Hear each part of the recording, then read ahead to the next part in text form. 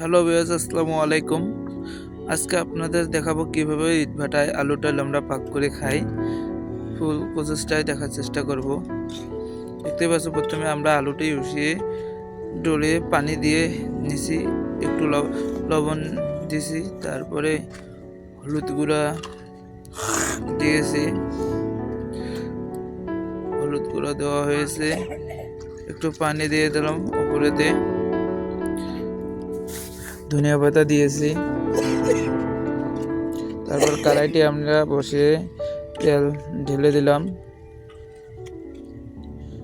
তারপর কড়াইয়ের লিকটা বন্ধ করে দিলাম। তারপরে এখন একটু পেঁয়াজ দিয়ে দেব। পেঁয়াজ দেখতেছি আগে তেলটি গরম হয়েছে কিনা। তেলটি গরম হয়েছে, এখন একটু নাড়ানাড়ি করে পেঁয়াজটি দিয়ে দেব। একটু জিরা দিয়ে দিতেছি যেন একটু ভালো তেলানিটা হয়। এখন পেঁয়াজ মরিচগুলো দিচ্ছি। পেঁয়াজ মরিচগুলো ভাজার পর একটু ভাজবো। পেঁয়াজ মরিচগুলো ভাজা প্রায় হয়ে গেছে। ভাজা হয়ে গেছে, এখন আমরা ডালটি দিয়ে দেব। দুইটি তেজপাতা দিয়েছি। এখন ডালটি আমরা দিয়ে দিচ্ছি। দেখেন আপনারা, ডালটি দিয়ে দিলাম।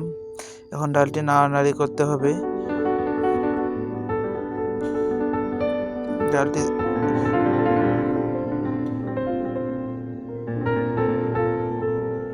আলু ডোলাটি দেওয়া শেষ। এখন এটি ভালো করে নাড়ানাড়ি করতে হবে, না হলে আমাদের এই ভাটার এখানে আলুর ডাল হেভি দাগ লাগে, তাই একটু ভালো করে নাড়ানাড়ি করে দিতে হবে। একজনকে ডাল আনতে লাগেই। দেখতেই পাচ্ছ আমাদের আলমগীর চাচা কি সুন্দর করে ডালটি আনতেছে, পাক করতেছে আর গান করতেছে।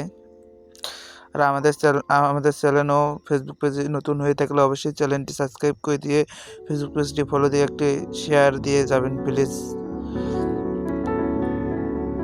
আজকে এই পর্যন্তই। ভিডিওটি দেখতে পাচ্ছেন, স্পিডে না নাড়লে পোড়া লাগবে ডালটি। আসসালামু আলাইকুম, আপনারা সবাই ভালো থাকবেন। আর আমাদের এই ধরনের ভিডিও চাইলে অবশ্যই কমেন্ট করবেন। ইনশাআল্লাহ আপনাদের মাঝে আবার আমরা ভিডিও নিয়ে আসবো।